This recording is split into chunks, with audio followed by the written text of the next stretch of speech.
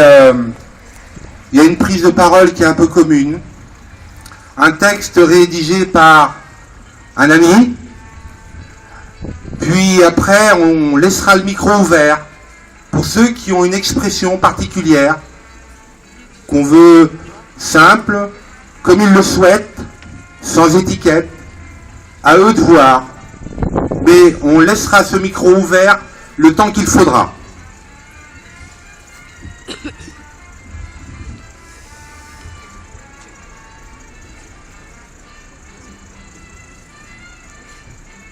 Nous sommes tous Charlie.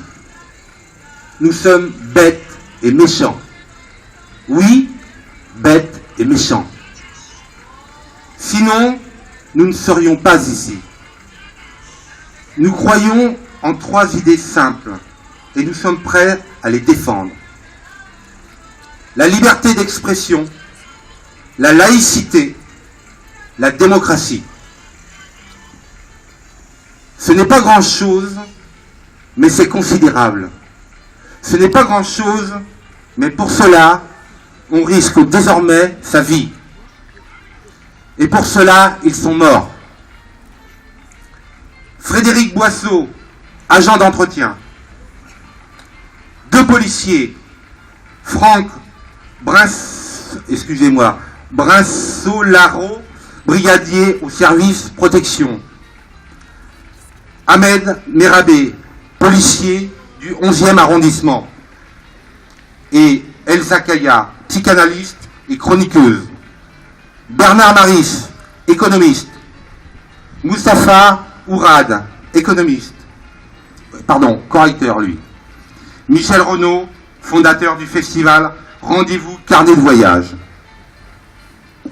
Et puis les caricaturistes que l'on connaît tous. Cabu, Charb, Philippe Honoré, Tignou et enfin Volinsky. Notre présence ici, notre colère, notre dégoût démontrent que les agresseurs ont perdu. Notre présence rend active et vivante l'impertinence, l'irrespect, l'insolence. Ils sont morts en combattant. Et nous sommes là pour résister. Faire en sorte qu'ils ne soient pas morts sans raison. Méchamment. Bêtement. Résister ici, à Thouars. Ce mot doit avoir une résonance singulière.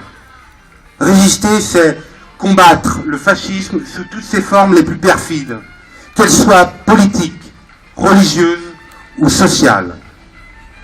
C'est ici même, sur la place Lavaux, à Thouars, que des gosses, le 28 mars 1941, sont venus décrocher une nuit un drapeau nazi. Ce n'était rien qu'un geste absurde et fou. Mais il reste aujourd'hui encore dans nos mémoires, si beau, si noble. Les victimes de Charlie Hebdo sont elles aussi, au même titre, absurdes, nobles, belles et rebelles.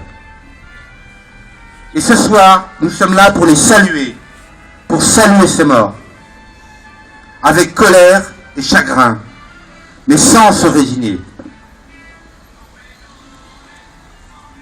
Sans se résigner, mais sans avoir peur. Imaginez que ce soir, au lieu d'être tous ici réunis, nous soyons dans nos foyers.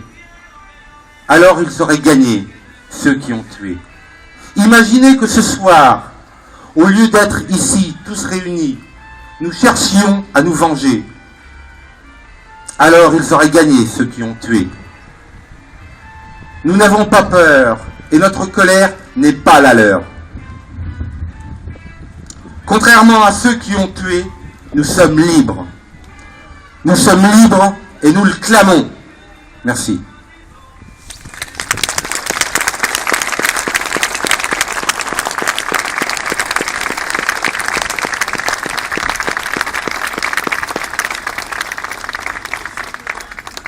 Merci encore.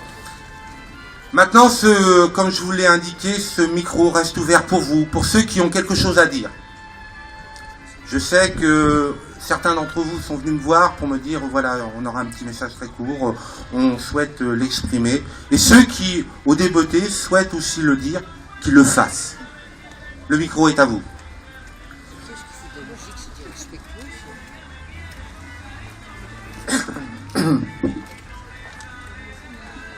12 personnes à Charlie Hebdo ont été exécutées au cours d'une fusillade programmée et accomplie méthodiquement avec froideur et détermination hier à midi. Les mots sont insuffisants pour traduire l'indicible. Nous avons besoin de gestes, de sentiments, de symboles pour exprimer notre compassion et notre solidarité aux victimes et à leurs familles, à leurs proches, pour exprimer notre condamnation de ce crime effroyable et barbare et notre attachement indéfectible à nos libertés. Car c'est bien nos libertés que s'en sont pris de ces esprits totalitaires qui, au nom d'une religion pacifique, ont perpétré ces crimes en l'instrumentalisant. Ne